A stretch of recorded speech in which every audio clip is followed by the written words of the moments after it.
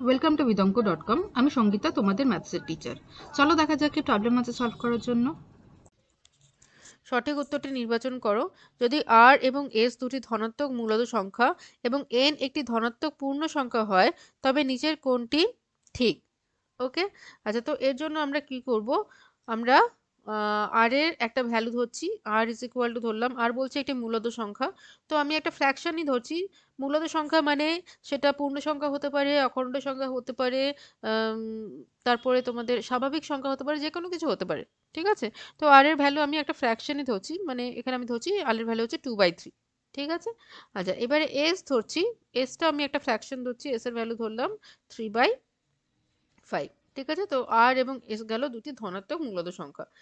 এবারে এন বলছে একটি ধনাত্মক পূর্ণ সংখ্যা। তো পূর্ণ সংখ্যা তো যা খুশি হতে পারে, 1 2 3 4 5 6 7 8 9 10, যা খুশি হতে পারে, তো আমি 4 ধরলাম।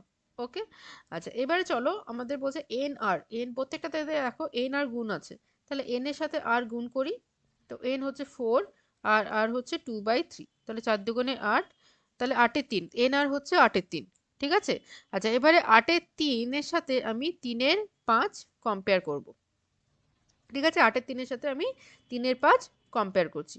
তো কম্পেয়ার করব আমি ক্রস মাল্টিপ্লিকেশন মেথডে। তো 8-এর সাথে 5 গুণ করে দেবো, আর এদিকে 3-এর সাথে 3 গুণ করব। 8-এর সাথে 5 গুণ করলে হবে 8 5 40, আর 3-এর সাথে 3 গুণ করলে হবে 9। ঠিক আছে, তো যেহেতু 40 হচ্ছে 9-এর থেকে বড়, তাহলে 8-এর 3 হচ্ছে 3-এর 5-এর থেকে বড়।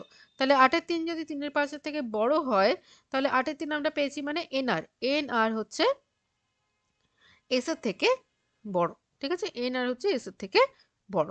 তাহলে অপশন বি যেটা আছে, option B, N R is greater than S, এটা হলো সঠিক উত্তর।